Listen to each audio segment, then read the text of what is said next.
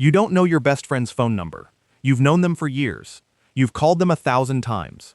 And if your phone died right now, in this room, you could not reach them. You couldn't reach your partner. You couldn't reach your mother. This isn't a personal failure. Almost nobody can do it anymore.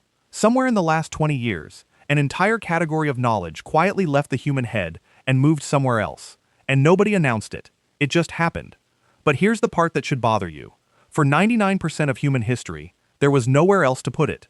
No paper, no writing, no pictures of words.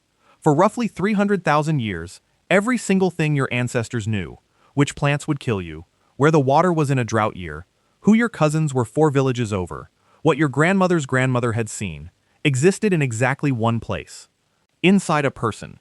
And when that person died, if they hadn't handed it to someone else first, it was gone forever. So the question is not whether they remembered. They had to. The question is, how? And the answer isn't that they tried harder than you. Let's start with a story that shouldn't be possible. In 2016, geographer Patrick Nunn and linguist Nicholas Reid published a study on Aboriginal Australian oral traditions. They had gathered stories from 21 different locations around the Australian coastline. Separate language groups, separated by thousands of kilometers, many of whom had never had contact with each other. And the stories all said the same thing. They described a time when the coast was further out, when you could walk to islands that are now offshore, when there was hunting ground where there is now open water. Some named the specific places. Some described the sea coming in. Here's why that matters. Australia's sea level rose at the end of the last ice age, and it stabilized roughly 7,000 years ago. After that, the coastline stopped moving. Which means these stories describe a landscape that stopped existing before the pyramids, before writing, before agriculture reached most of the world. Nunn and Reid checked the stories against the bathymetric data, the actual mapped depth of the seafloor. The described coastlines matched.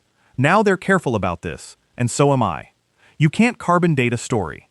Some researchers argue that a tradition could redescribe an old landscape from other clues, or that dates like this are the ceiling rather than the estimate. That debate is live. And it's a real one. But even the cautious reading is staggering. Something was transmitted, mouth to ear, across something on the order of 300 generations, and arrived intact enough to be checked against a sonar map. So how do you move information across 300 generations without a single written word? The first thing to understand is that oral memory is not a worse version of a book. It's a different machine, and its capacity is much larger than you think. In the 1930s, a Harvard scholar named Milman Parry went to Yugoslavia with a recording device. He was trying to solve an old problem. How could Homer have composed the Iliad and the Odyssey?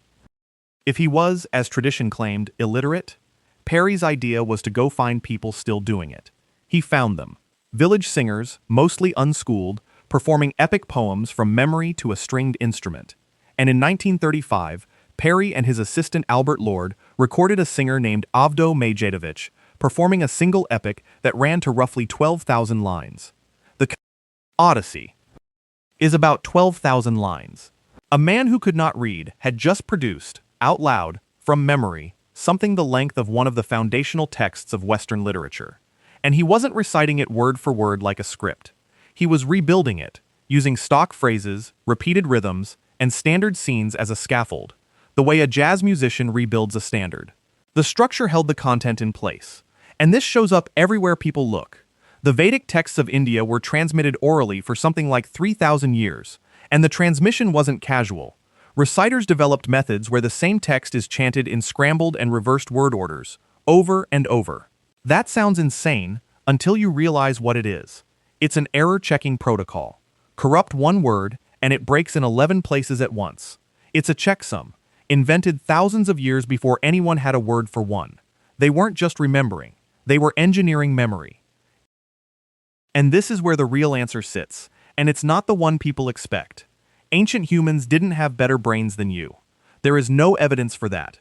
What they had was a technology, one that runs entirely inside the skull, that costs nothing, that you can be taught in an afternoon, and that almost every single person watching this has never been taught. The Greeks told a story about how it was discovered. A poet named Simonides was performing at a banquet when he was called outside. While he was out, the roof collapsed and killed everyone inside. The bodies were unrecognizable. But Simonides, they said, could name every victim, because he could walk back through the room in his mind and see where each person had been sitting. The story is almost certainly a legend, but the method it describes is entirely real, and it has been in continuous use for 2,500 years. You imagine a place you know well, your childhood home, the route to your school, and you place the things you need to remember along it, one per location, as vividly and strangely as you can. Then, to recall them, you walk. It has a name. The method of loci, the memory palace.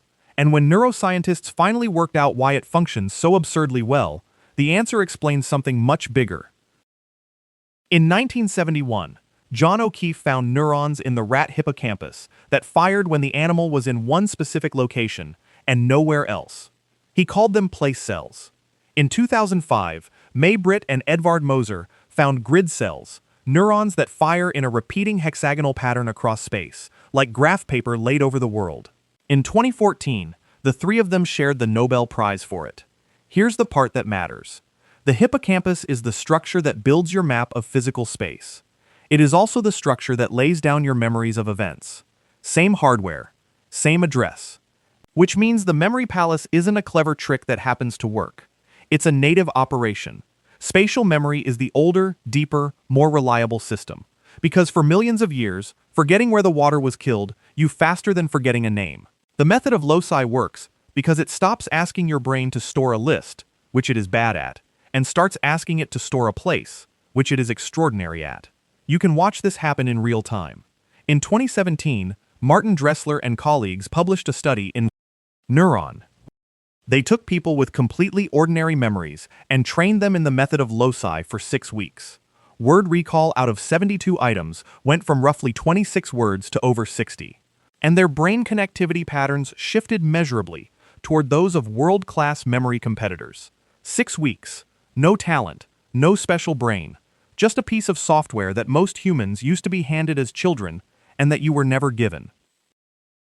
So here's the question that turns this whole thing around. Writing was supposed to be the invention that rescued human memory. That's the story we tell. Fragile minds, finally given something permanent. But that isn't what people thought at the time. Around 370 BC, Plato wrote down a scene in which an Egyptian king is offered the gift of writing. And the king refuses it. His argument is that writing will not produce memory. It will produce forgetfulness. People will stop exercising what's inside them and start trusting marks that are outside them. They'll acquire the appearance of wisdom without the thing itself. They'll seem to know a great deal and know almost nothing. That complaint is 2,400 years old. It is, almost word for word, the complaint you have about your phone. And the uncomfortable thing is that he wasn't wrong exactly. He was just early. In 2011, psychologist Betsy Sparrow and colleagues published a study in Science on what happens when people believe information will remain available to them. They remembered the information itself worse, but they remembered where to find it better. The brain hadn't gotten lazy. It had made a swap. It stopped storing the content and started storing the address. That's the trade. And it's a real trade, not a con. Nobody is giving back writing, and you shouldn't want to. What we bought is enormous. We built libraries and law and science on it. But we should be honest about what was on the other side of the ledger. We didn't get better at remembering. We got very good at knowing where things are kept. And every generation since Plato has handed a little more of the inside to the outside, until we arrived here, at a version of a human being who can locate anything and hold almost nothing. Your ancestors carried 300,000 years of survival, kinship, geography, and story in a place with no backup and no search function. They didn't do it with willpower. They did it with structure, rhythm, repetition, place, and the ruthless discipline of a people who knew that a forgotten thing was a thing that was actually gone. You have that same hippocampus. It's still running. It still turns a place into a memory the moment you give it one. You just handed it a phone instead. And somewhere in your pocket, right now, is the number of the person you would call if everything went wrong. A person you have loved for years, whose voice you'd know in a crowd, whose number you have never once in your entire life needed to know.